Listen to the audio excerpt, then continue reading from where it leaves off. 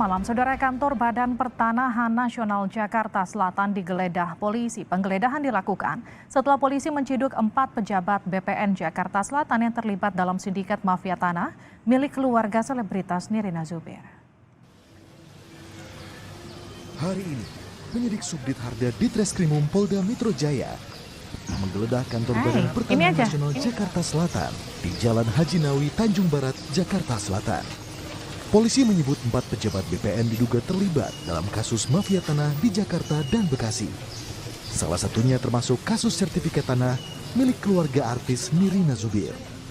Penggeledahan dilakukan setelah polisi menciduk keterlibatan pejabat BPN Jakarta Selatan dalam sindikat mafia tanah milik keluarga selebritas Nirina Zubir terbongkar.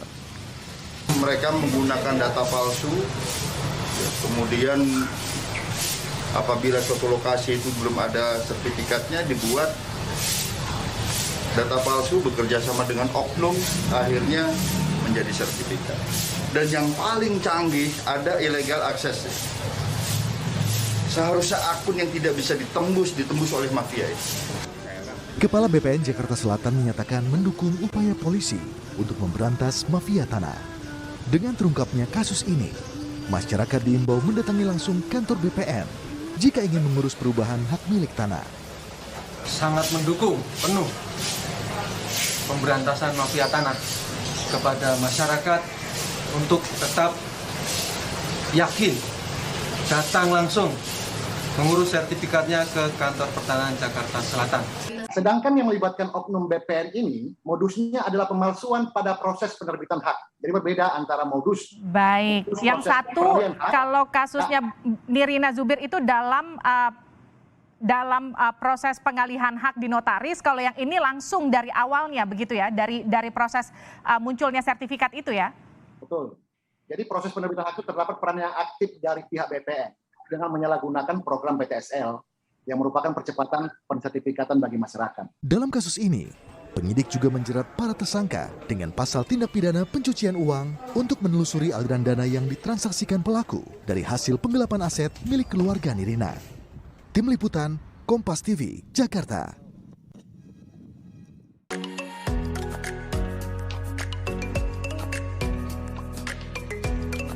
Video tadi dapat terlihat adanya bad practice dari manajemen ASN di mana oknum-oknum tersebut melanggar kode etik perilaku ASN seperti tidak melaksanakan tugas dengan jujur, tidak bertanggung jawab, serta menyalahgunakan wewenang.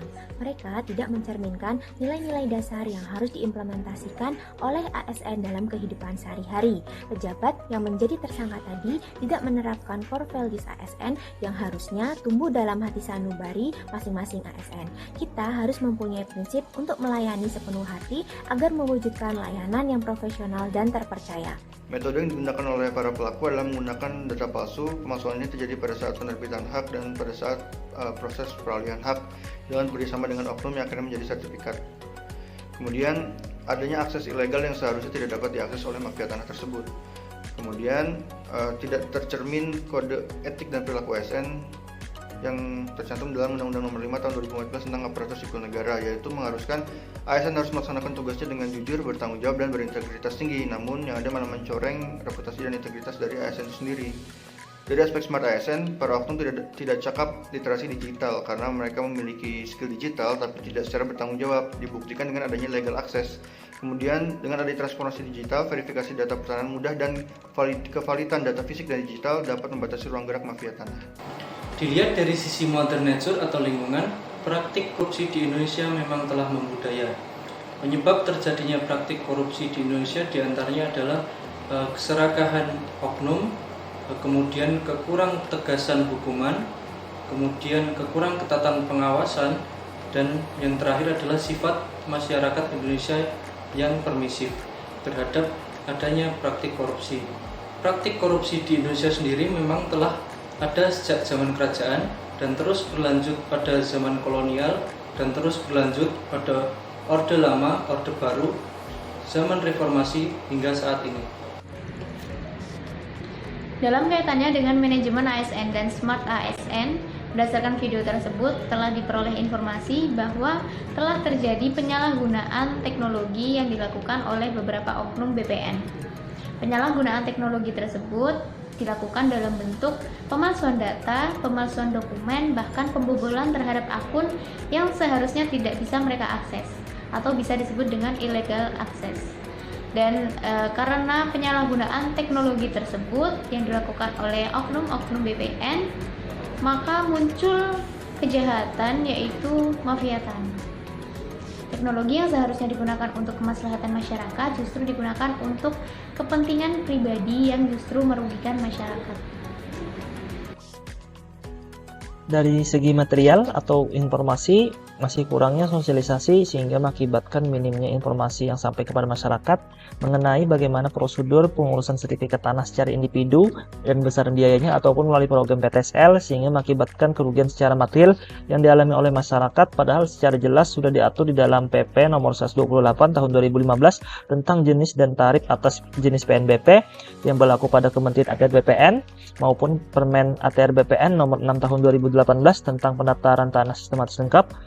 Hal ini tentu tidak sesuai dengan manajemen SN, yaitu tidak menerapkannya asas keterbukaan, di mana penyelenggaraan manajemen SN itu harus terbuka untuk publik.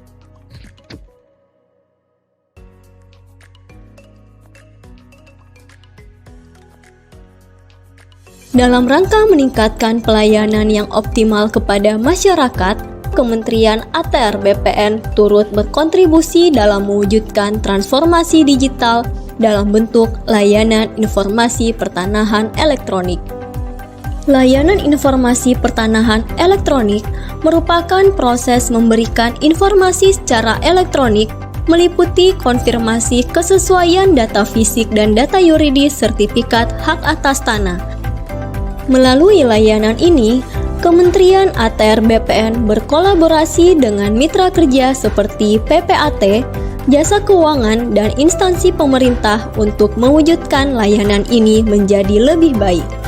Dengan adanya layanan informasi pertanahan elektronik ini, Kementerian ATR BPN benar-benar hadir di tengah masyarakat dan berkomitmen menjadi solusi dalam setiap permasalahan pertanahan yang ada. Saya Suyus Windayana, Direktur Jenderal Penetapan Hak dan Pendaftaran Tanah di Kementerian Agraria dan Tata Ruang, Badan Pertanahan Nasional. Kementerian ATR BPN telah meluncurkan 4 layanan elektronik untuk memudahkan masyarakat dalam mendapatkan layanan pertanahan. Keempat layanan elektronik tersebut adalah hak tanggungan secara elektronik, pengecekan sertifikat hak atas tanah, layanan zona nilai tanah, dan pembuatan surat keterangan pendaftaran tanah. Layanan elektronik tersebut mulai diuji coba pada bulan September tahun 2019 di 42 kantor pertanahan sebagai pilot project.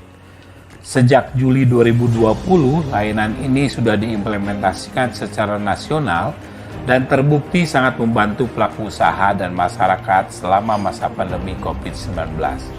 Tercatat sejumlah 1,6 juta sertifikat hak tanggungan elektronik telah diterbitkan sejak diluncurkannya layanan ini.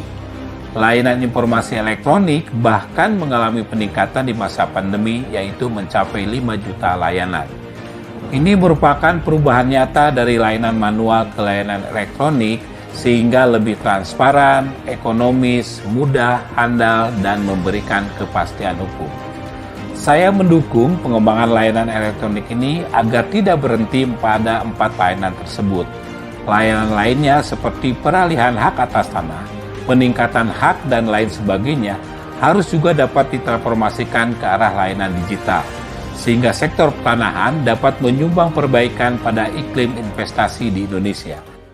Saya Heri Gunardi, atas nama manajemen dan seluruh keluarga besar PT Bank Syariah Indonesia Tbk, mengucapkan terima kasih kepada Kementerian ATR BPN dalam proses pengajuan hak tanggungan elektronik, roya elektronik, maupun percepatan perubahan nama kreditur sertifikat hak tanggungan elektronik. Kami mendukung adanya digitalisasi proses pembuatan SKPT dengan harapan akan lebih memberikan kepastian bagi pelelang untuk melaksanakan lelang dengan objek berupa tanah dan bangunan. Mengucapkan terima kasih dan apresiasi yang setinggi-tingginya kepada Kementerian ATR BPN RI atas segala inovasi dalam menyelenggarakan pendaftaran secara elektronik terkait dengan pendaftaran pengecekan sertifikat. Bank Mandiri sebagai mitra kerja Kementerian ATR BPN sangat mengapresiasi dan menyambut positif layanan pertanahan khususnya yang berbasis elektronik.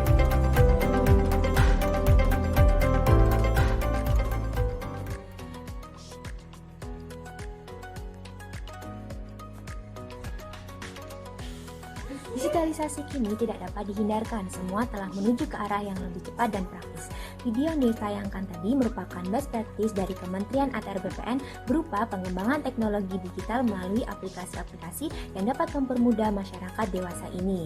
Untuk itu, kita para ASN sebagai sumber daya aparatur haruslah memiliki kecakapan literasi digital yang tinggi, yakni tidak hanya mampu mengoperasikan tetapi memiliki tanggung jawab terhadap hal-hal yang dilakukan di dalam dunia digital. Inovasi yang diberikan oleh Kementerian ATR BPN ini demi terwujudnya transformasi digital adalah dengan dibentuknya layanan informasi pertanahan elektronik, yaitu di mana sebelumnya menggunakan pelayanan yang bersifat manual atau konvensional kini sudah beralih serba digital dengan tujuan memberikan pelayanan yang transparan, efektif dan efisien kepada masyarakat menuju pelayanan kelas dunia sesuai dengan moto dari Kementerian ATR BPN itu sendiri, yaitu melayani profesional terpercaya. Adapun 4 jenis layanan yang diberikan oleh Kementerian ATR BPN ini adalah pertama, hak tanggungan elektronik, kedua, pengecekan sertifikat hak atas tanah, ketiga, layanan zona nilai tanah, yang keempat, pembuatan surat keterangan pendaftaran tanah. Dilihat dari sisi mother nature atau lingkungan, seiring berkembangnya era digital di dunia, budaya atau kultur kerja berbasis digital di Indonesia juga berkembang pesat. Hal tersebut menuntut Kementerian ATR BPN untuk selalu adaptif dengan perkembangan zaman. Pelayanan berbasis digital memang sangat dibutuhkan oleh masyarakat untuk mendapatkan kemudahan. Dan dengan kemudahan tersebut, masyarakat akan mendapatkan kepuasan terhadap pelayanan dari Kementerian ATR BPN. Dan kepuasan dari masyarakat tersebut akan menjadi nilai indikator untuk mencapai pelayanan prima. Dalam kaitannya dengan manajemen ASN dan Smart ASN, pada video tersebut menunjukkan bahwa Kementerian ATR BPN telah berupaya dalam memberikan pelayanan yang prima kepada masyarakat melalui layanan-layanan yang berbasis digital dan berbasis teknologi. Berdasarkan video tersebut menunjukkan bahwa Kementerian ATR BPN telah berupaya dalam mendukung dan juga mewujudkan Smart ASN, yaitu dalam hal transformasi digital yang pada awalnya layanan berbasis manual menjadi layanan yang berbasis digital. Salah satunya yaitu layanan pada hak tanggungan elektronik dan juga pada layanan-layanan yang berbasis digital lainnya. Untuk best practice dari segi material dalam peningkatan layanan, Kementerian ATR BPN merilis 4 layanan informasi pertanahan elektronik. Dengan adanya layanan informasi pertanahan secara elektronik, Kementerian ATR BPN benar-benar hadir di tengah masyarakat dan berkomitmen menjadi solusi dalam setiap permasalahan pertanahan yang ada. Maka ini sesuai dengan manajemen ASN dan Smart ASN, yaitu dapat memberikan pelayanan publik yang berkualitas.